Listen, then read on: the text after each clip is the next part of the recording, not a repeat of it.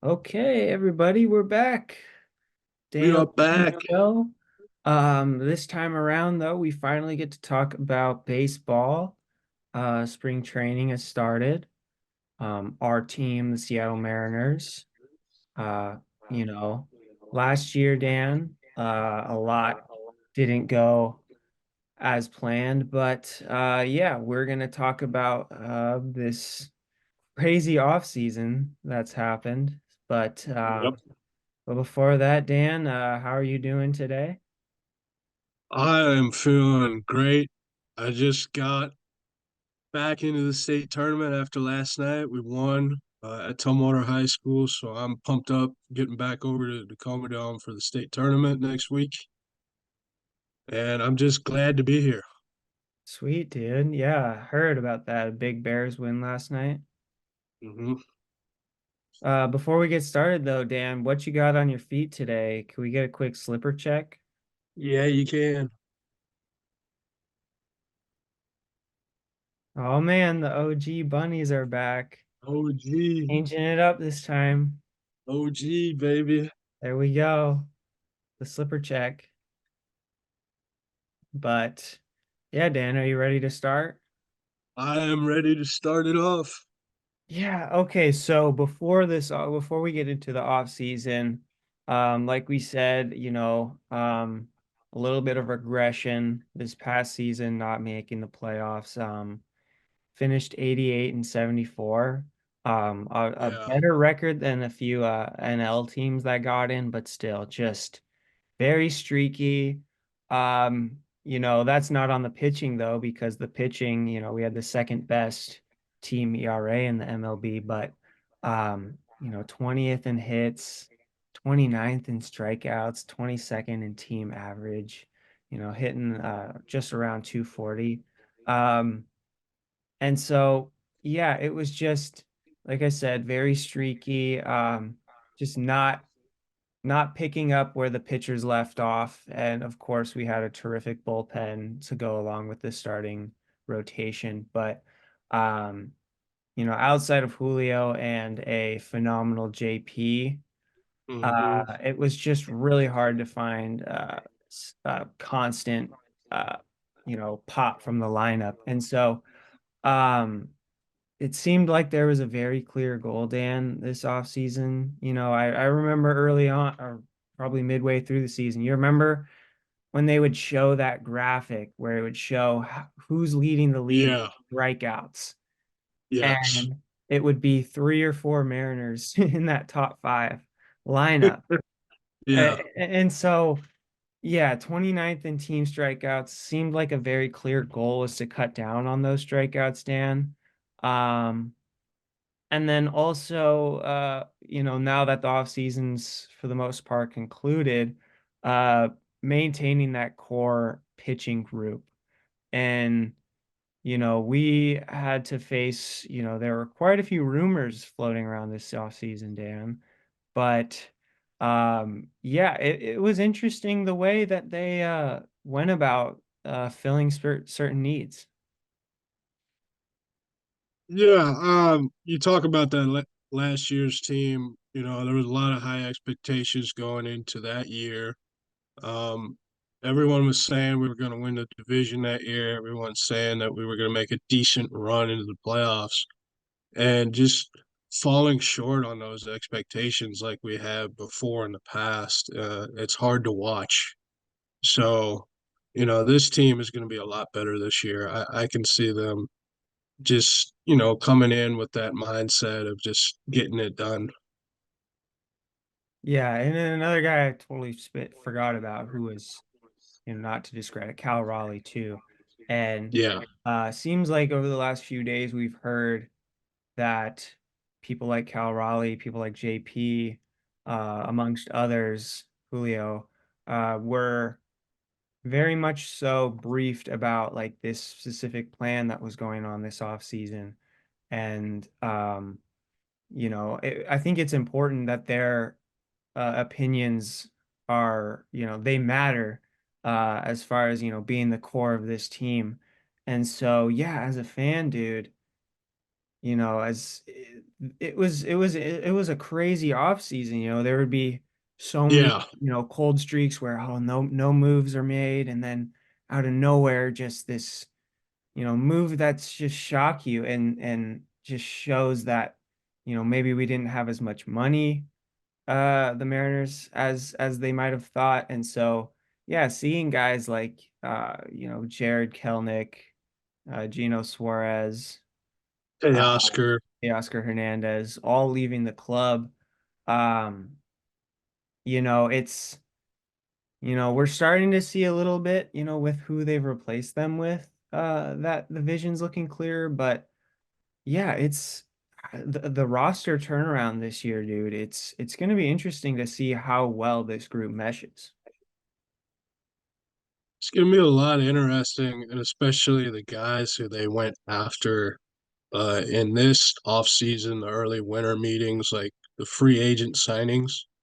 I mean, those were huge for us, and we've been lacking that for many years of just signing big name free agents. Not the big names, but like going after the right key pieces that we need for this team.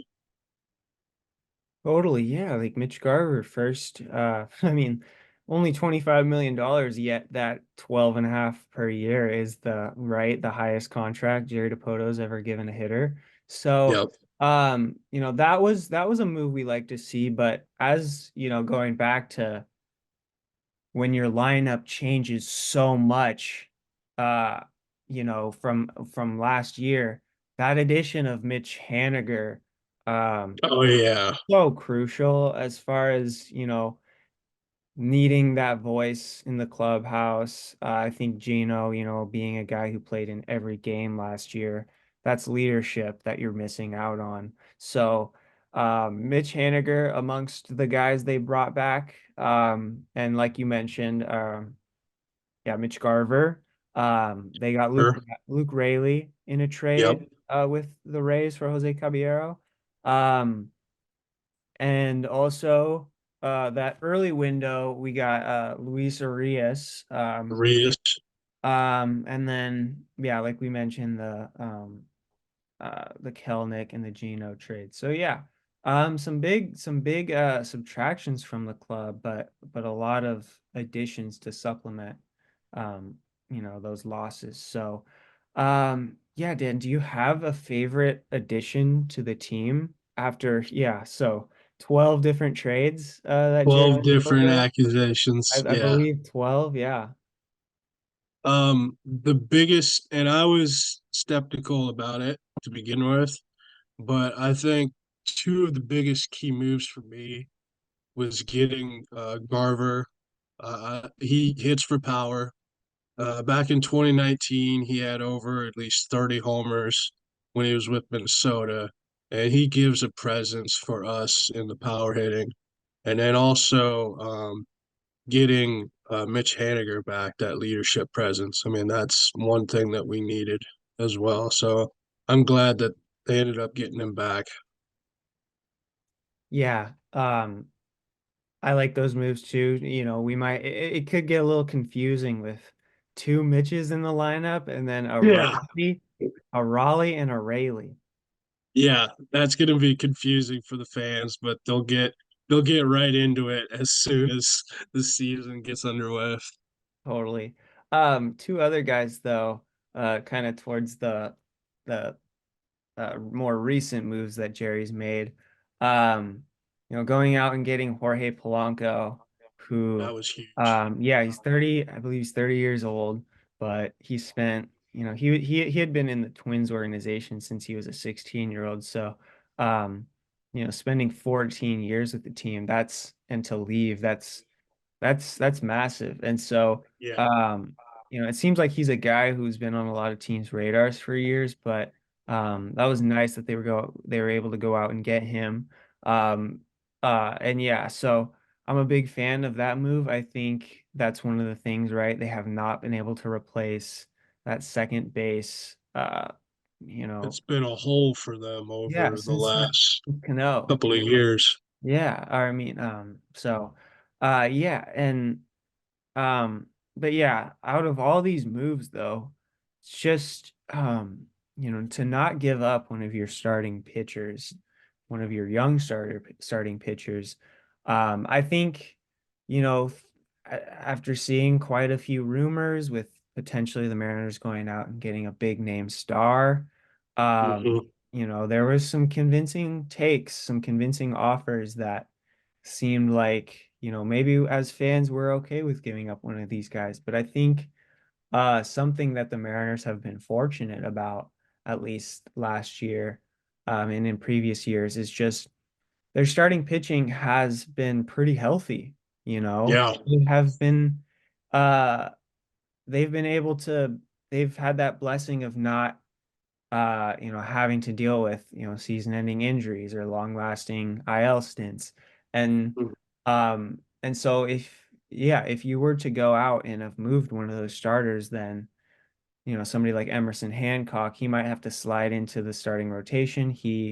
Um, so I think looking back, I'm glad that we kept that, our rotation. And I think that that is, something that almost all teams don't have. And so yeah, I don't think I'd take another rotation than ours in the MLB. Maybe, I mean, sorry, maybe the Dodgers, but Dodgers. Yeah, that's one of the teams that I'm thinking of that has a top tier rotation in the bigs. Um, Maybe the Orioles. I mean, they got a lot of young players in their rotation. They got a couple of free agents that they got, mhm. but there's no one besides us in Los Angeles that has the top pitching rotation. Yeah, and then the bullpen, to hand it off to the Mariners, the Bomberos or whatever the last few years, Oh yeah, they've just, shut the door. And obviously we lost Paul Sewald last year, and then, giving up Isaiah Campbell to the Red Sox and then Topa as part of the Polanco deal, Dan. That's two relievers who were a part of last year's staff yeah.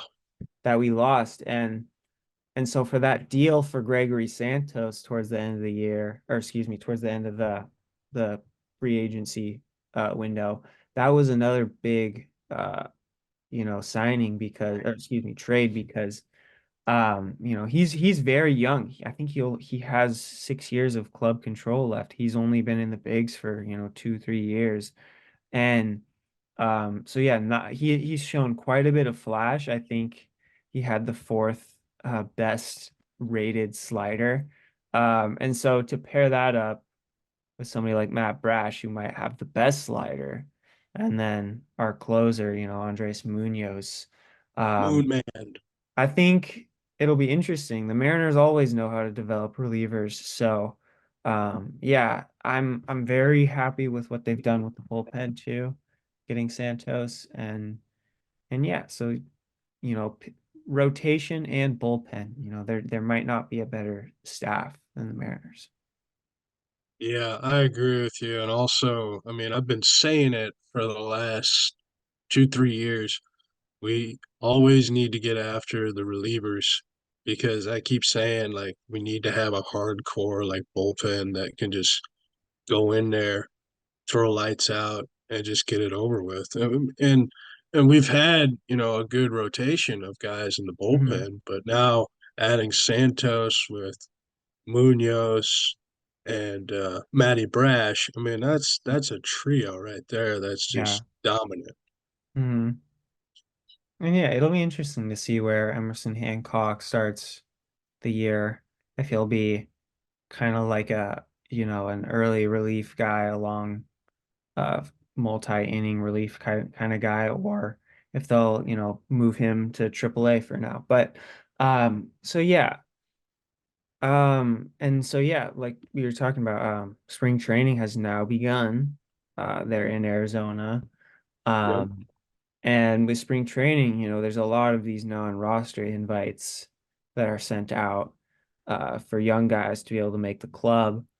Um, thinking of some guys, Dan, we saw Cole Young, our 2022 first round pick. He got an invitation. I believe he's the top ranked Mariners prospect. He hit 277 last year. He's only 20 years old, shortstop. And then Jonathan Clase, he's 21. A little bit of regression batting average wise, but he showed some pop and he is on the 40-man roster. So he's a little bit more flexible moving. And then obviously Harry Ford, who we got to Yep. watch in the World Baseball Classic for Great Britain, catching prospect. And then Locklear is another name to watch who potentially could be, um, in the majors, if, hearing rumors like Arias is already hurt. He's a third baseman who he hit 288 last year. And then another guy, your guy, I know you watched him a lot in Tacoma last year, but Ryan Bliss Oh yeah. was part of that trade for Paul Sewald and Dom Yep. Canzone. Dan, like I said, you got to watch him last year. What'd you see from Ryan Bliss? From Bliss, I watched him at Tacoma for the Rainiers in the minor leagues, and his approach at the plate was flawless. I mean, he went 2 for 5. His approach is, spot on. He Hmm. he likes to take at least 6 or 7 pitches off the first, pitcher that he faces, Yeah. and he's a really good, solid contact hitter. Hmm. I saw that right off the bat when I saw him play last year. Yeah, he's 24 years old. He was part of that futures game uh whack when he was part of the Diamondbacks last All-Star weekend. And yeah, he tore it up across AAA. And I know AAA sometimes gets a bad rap for the just the competitiveness compared to AA. But yeah, 55 stolen bases too, 24 home Yep. runs. Yeah, I'd say, before they traded for Polanco, I was thinking, maybe they thought Bliss Yeah. was more ready. But nonetheless, he still has a lot of, a chance to, make some noise at the big league level. Yeah, I think he'll make noise this year. It's just the timing is right whenever it's right for him to come in when needed. And it's always when we get guys from the minor leagues, we like to develop them and see if the timing is right, or if we have someone on the injured list or who can't play, we end up calling them up, and then they end up becoming great for us. Yeah, and that's been more so the case with pitchers over the last few years, right? We had Logan Yeah, Gilbert come up, and we had George Kirby come up later that year, and then we had Bryce Miller come up, and then we had Brian Wu. So, uh, yeah, they've been able to develop their pitching staff phenomenally over the last few years. So, and then of course we had Julio and Kelnick, who were very highly rated prospects. But it'll be interesting because now it seems like there are way more position players who have a lot of upside in their farm system. So yeah, that will be something to look forward to. But moving on, Dan, yes. all the players on this team who, stuck it out through this treacherous Jerry offseason. Is there a player you had in mind who you really think needs to step up this year? A player that needs to step up is definitely Ty France. I mean, we saw him come in, the big hype was there. I love calling him Viva la France. But he really needs to improve this year. His numbers went down a lot. He was always in a slump. When he got out of it, I mean, he could hit the ball with solid contact and he would always get on base, but he struggled. Every like 2 to 3 months, he was in a huge slump and he just needs to get out of it. Yeah, thinking about that trade or out of all the amazing players we've fleeced from the San Diego Padres. That was one of the guys who it was incredible to see him blossom Yeah, into an MLB All-Star. First base is another position the Mariners haven't been able to lock down a guy. And so Ty France, there's just, you know, there were quite a few rumors of, if he was to be traded this year. And, um, especially since our franchise, our ownership, our Jerry or our management, uh, players are on the move quite often. It's hard to get attached to these guys, and Ty France has become such a fan favorite. And yeah, so, yeah, it's just you just want to see him succeed and get back to where he was. Yeah, his batting average has dropped like 15% the last two seasons.